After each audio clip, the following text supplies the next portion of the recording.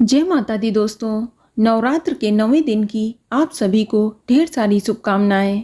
दोस्तों, आज के इस वीडियो में हम बात करेंगे नवरात्रि के 9वें दिन की पूजा विधि के बारे में।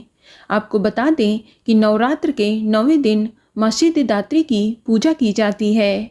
तो आज हम आपको इस वीडियो में माँ सिद्धिदात्री की पूरी कंप्लीट पूजा विधि बताएंगे कि माँ सिद्धिदात्री की पूजा करते समय आपको किस रंग के कपड़े पहनने चाहिए और कौन सा फूल माँ सिद्धिदात्री को बेहद ही प्रिय है।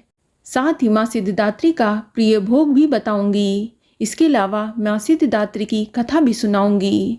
साथ ही आपको नवरात्र के 9वें दिन किए जाने वाला एक इच्छा पूर्ति उपाय बताऊंगी, जिसे करके आप धन संबंधी समस्या से छुटकारा पा सकते हैं। लेकिन वीडियो स्टार्ट करने से पहले आपसे रिक्वेस्ट है कि अगर अभी तक आपने हमारे YouTube channel world best magic को सब्सक्राइब नहीं किया है तो जल्दी से सब्सक्राइब करके बेल आइकन दबा दें।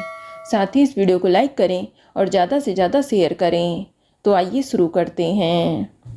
दोस्तों, माँ दुर्गा का आखिरी स्वरूप माँ सिद्धिदात्री हैं। ये माँ दुर्गा की 9वीं शक्ति हैं। माँ सिद्धिदात्री व्यक्ति को सिद्धि प्रदान करती हैं। अगर इनकी पूजा विधि विधान और पूर्ण निष्ठा के साथ की जाए तो व्यक्ति सभी सिद्धियों की प्राप्ति करता है। साथ ही ब्रह्मांड पर पूर्ण विजय प्राप्त करने की हिम्मत भी व्यक्ति में आ जाती है।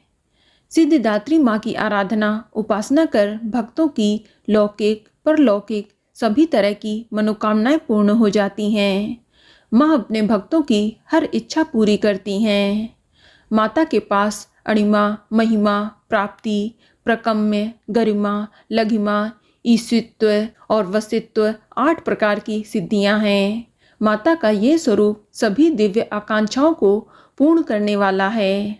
दोस्तों, देवी सिद्धिदात्री का वाहन सिंह है। देवी सिद्धिदात्री के 4 हाथ हैं, जिसमें शंख, गदा, कमल का फूल और चक्र धारण करे रहती हैं। ये माँ कमल पर विराजमान रहती हैं और इनके गले में सफ़ेद फूलों की माला और माथे पर तेज रहता है। इनकी साधना करने से लौकिक परलौकिक सभी प्रकार की कामनाओं की पूर्ति हो जाती है। दोस्तों, संसार में सभी वस्तुओं को सहज और सुलभता से प्राप्त करने के लिए नवरात्र के 9वें दिन इनकी पूजा की जाती है।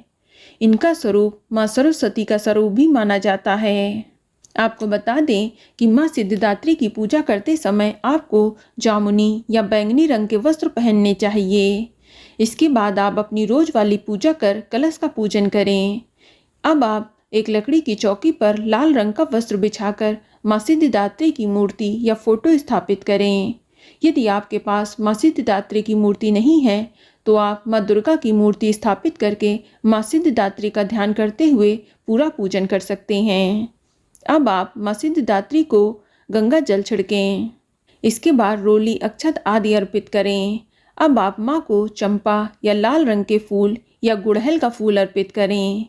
इसके बाद माँ का प्रिय भोग तिल व तिल से बनी मिठाई का भोग लगाएं। दोस्तों, इस दिन हवन भी किया जाता है और कन्या पूजन भी किया जाता है। तो इस दिन आप माँ को भोग में हलवा, पूड़ी, चना, खीर आदि भी अवश्य अर्पित करें। इसके बाद आप धूप दीप जलाएं और माँ सिद्धिदात्री की कथा सुने। अब आप माँ सिद्धिदात्री के मंत्र ओम ऐं ह्रीं क्लीं सिद्धिदात्रे नमः का जाप करें।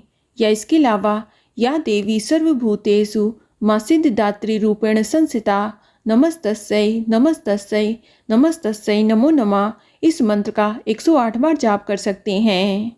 दोस्तों, जितनी भक्ति और श्रद्धा के साथ आप माता का जाप करेंगे, माँ शीघ्र ही आपकी कामना को पूरा करेगी।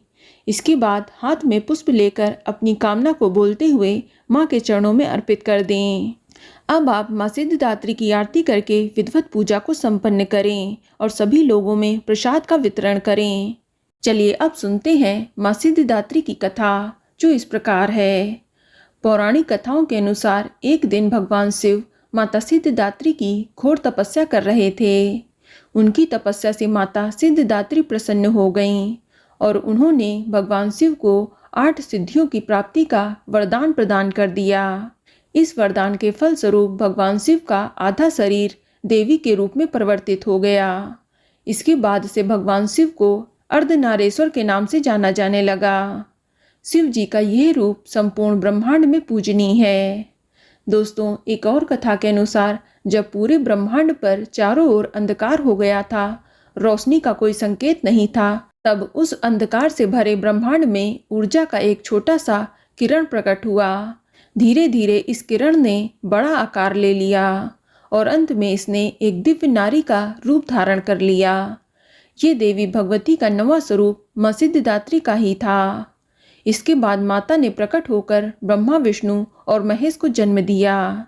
दोस्तों, धरती पर जब अनेकों राक्षसों का जन्म होने लगा, ऋषि मुनियों और सज्जन लोगों का निवास करना मुश्किल हो गया। इसी बीच जब पृथ्वी पर महिषासुर नामक दैत्य के अत्याचारों की अति हो गई, तब उस दानव के अंत हेतु सभी देवतागण भगवान शिव और विष्णु जी से सहायता मांगने पहुंचे। उस दानव के अंत के लिए सभी देवताओं ने तेज उत्पन्न किया, जिसके जरिए मां सिद्धिदात्री उत्पन्न हुई। तो बोलो मां सिद्धिदात्री की जय। चलिए अब जानते हैं नवरात्र के 9वें दिन किए जाने वाला इच्छा पूर्ति उपाय। दोस्तों, नवरात्र की 9वीं तिथि की रात में आपको मां दुर्गा के मंदिर में धन वैभव की कामना से जाकर ये उपाय करना है।